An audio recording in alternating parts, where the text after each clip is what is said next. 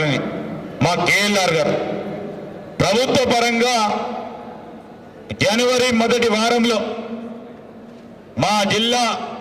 మన జిల్లాకు సంబంధించి అన్ని జిల్లాలకు సంబంధించి సోదరిమణి సహచర మరి మంత్రి గారు సీతక్క గారి ఆధ్వర్యంలో 3 జోన్లను 4 జోన్లుగా విభజించి కొన్ని జిల్లాలన్నీ ఒక దగ్గర అందరికీ సర్పంచులకి ట్రైనింగ్ క్యాంపు అతి త్వరలో నిర్వహించబోతా ఉన్నాం.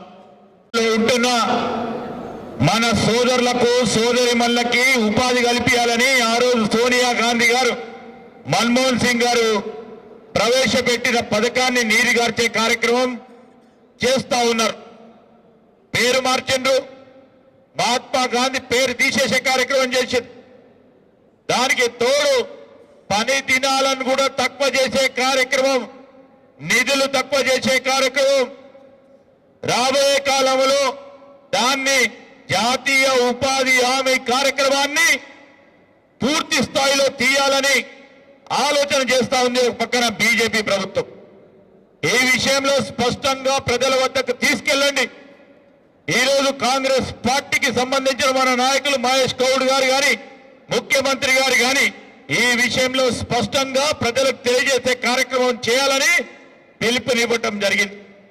క్యాంప్ నిర్వహించాలని కేఎల్ఆర్ గారు చెప్తా ఉన్నారు. మహేష్ కుమార్ గారి దృష్టిలో తీసుకెళ్లి మంచి ఆలోచన చెప్పిండు. కాంగ్రెస్ పార్టీ సిద్ధాంతం ఏంది, మన నాయకులు రాహుల్ గాంధీ గారు ఇప్పుడు ఓట్ చోరీ గురించి ఏం ఆలోచన చేస్తా ఉన్నారు, ఆలోచన విధానం ఏంది, పేదవారి గురించి నిశలు ఏ విధంగా కష్టపడతా ఉన్నారు, మన సిద్ధాంతాలేని అవి కూడా రేపు గ్రామీణ వ్యవస్థను మెరుగుపరచడానికి కాంగ్రెస్ పార్టీ సిద్ధాంతం ఏందని తెలియజేయడానికి కూడా ట్రైనింగ్ నిర్వహించమని కోరుతా ఉన్నారు. మరి నేను పిసిసి అధ్యక్షుల వారి దృష్టికి తీసుకెళ్లి తప్పకుండా ఒక కార్యాచరణ తీసుకునే ప్రయత్నం చేస్తామని నేను వారందరికీ కూడా మనవి చేస్తా ఉన్నాను. వారి పాత్రతో పాటు ఈరోజు వారు గెలిపించుకున్న సర్పంచ్ సోదరులకి తప్పకుండా ఇచ్చే కార్యక్రమం చేస్తామని కూడా నేను మీ అందరికీ మనవి చేస్తా ఉన్నా.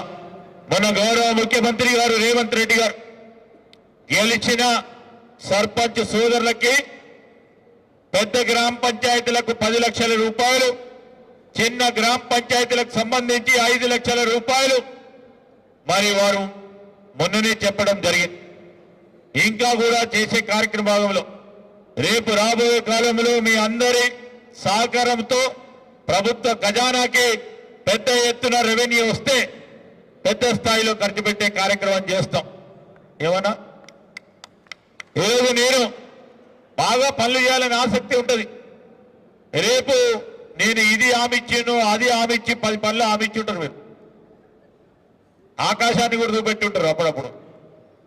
కానీ ఎంతవరకు చేస్తామో 5 సంవత్సరాల కాలం ఉంది మీకు. 5 సంవత్సరాల కాలంలో ఈరోజు ప్రభుత్వం మీరు చెప్పిన ప్రాథమికంగా క్షేత్రస్థాయిలో ప్రజలకు ఉపయోగపడే కార్యక్రమం చేయాలనుకున్నది మేమందరం కూడా ఇక్కడ వేదికపై ఉన్న మేమందరం ఇక్కడ ఖచ్చితంగా చేసే ప్రయత్నం చేస్తాం. చేసే పని అయితే చేద్దాం. మీరు ఏమైనా ఆకాశంలో పెట్టి నేను చేయమంటే నేను చేయలేను, ఇంకోరు కూడా చేయలేను. అంటే దాని పరంగా ముందుకు తీసుకెళ్లే కార్యక్రమం చేద్దాం. రేపు కూడా ఈరోజు మనం ఇచ్చే సంక్షేమ పథకాలు డెలివరీ సిస్టమ్ అంటాం. ఈ డెలివరీ సిస్టంలో మీరు టెక్నాలజీని ఉపయోగించండి కాదంటలేదు. ఆ టెక్నాలజీని ఉపయోగించుకొని కంప్యూటర్ పెట్టుకోండి. ప్రతి గ్రామ పంచాయతీలకు సంబంధించి ఎవరికి ప్రతి వ్యక్తికి సంబంధించిన డేటాను సేకరించండి. వారికి కావాల్సిన అవసరాలను దాంట్లో పెట్టుకోండి.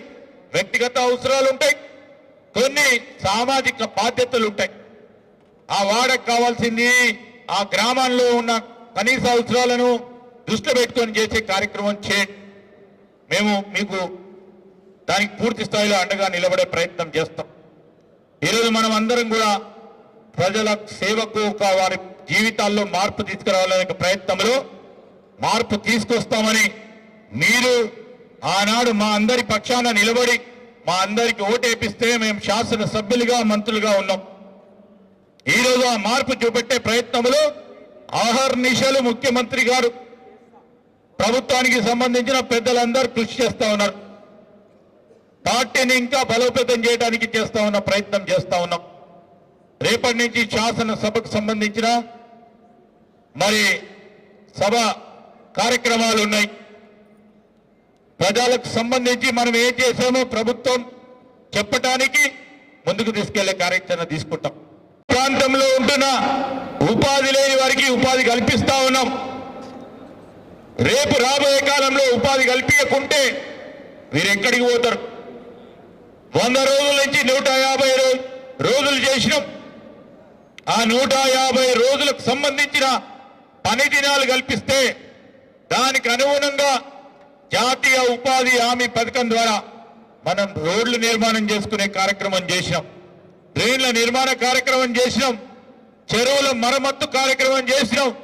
ఈ అన్నిటిని కూడా తీసే కార్యక్రమం బీజేపీ చేస్తా ఉంది. ఇంకో ప్రక్కన టీఆర్ఎస్ ఎప్పుడు కూడా మీరు చూసిండ్రు, సర్పంచుల గురించి ఇప్పుడు మాట్లాడుతూ ఉన్నారే. ఆ రోజు ప్రతి పనిని సర్పంచ్తో చేపించారు. వారి ప్రభుత్వ హయాంలో సర్పంచులు పని చేసిండ్రు, ఒక్కరికి బిల్లు రాలే. మొత్తం అంతా భారం మన ప్రభుత్వం రాగానే ఆ సర్పంచులు చేసిన పని కూడా భారం మన పైన పడ్డది. ఆ సర్పంచ్ సోదరుడికి బిల్లు ఇవ్వాలంటే మా నారాయణ రెడ్డి 10 సార్లు వచ్చిండు. ఎవరైనా కానీ సార్ ఆ ఊర్లో ఉన్న బిల్లు ఇయ్యారా సార్? అదే శ్మశాన వాటిగా కట్టిండు, పార్క్ కట్టిండు, గ్రామ పంచాయతీ బిల్డింగ్ కట్టిండు. అవి మా గ్రామాలు వారెవరో కట్టిండ్రు, బిల్లులు ఇవ్వాలి అంటే బిల్లు ఇచ్చే కార్యక్రమం ఒకటి తర్వాత ఒకటి చేసే కార్యక్రమం చేస్తా ఉన్నాం. ఉపాధి హామీ పనులను కూడా పెద్ద ఎత్తున మన ప్రభుత్వం రాగానే ఇచ్చింది. అదేవిధంగా గౌరవ శాసన సభ్యులకు సంబంధించి ఎస్డిఎఫ్ ఫండ్స్ ఇచ్చింది. స్పెషల్ డెవలప్మెంట్ ఫండ్స్ మొట్టమొదటిసారి ఏ రోజు ఎన్నిక కాగానే ఈ 2 సంవత్సరాల కాలంలో 10 కోట్ల రూపాయలు ఎస్డిఎఫ్ ఫండ్స్ ఇచ్చింది. ప్రతి గ్రామానికి వారు వెచ్చించి పెట్టింది. మరి పరిగి నియోజకవర్గంలో మీ శాసనసభ్యుడు రామ్మోహన్ రెడ్డి గారు ఎస్డిఎఫ్ ఫండ్స్ కింద నిధులు ఏర్పాటు చేసుకొని మీరు ఎన్నికైన రోజే శిలా పలకాలు వేసి ఈ రోజు మీరు ఎన్నికైన రోజు ఒక మండలానికి సంబంధించి గ్రామానికి సంబంధించిన అభివృద్ధి కార్యక్రమాన్ని చేస్తున్నాము అని ఒక నమ్మకం కలిగించే విధంగా పెద్ద స్థాయిలో గెలుచుకొని వచ్చి ఈ రోజు మీ నియోజకవర్గంలో పనులిచ్చే కార్యక్రమం మీ గౌరవ శాసనసభ్యులు రామ్మోహన్ రెడ్డి గారు చేశారు.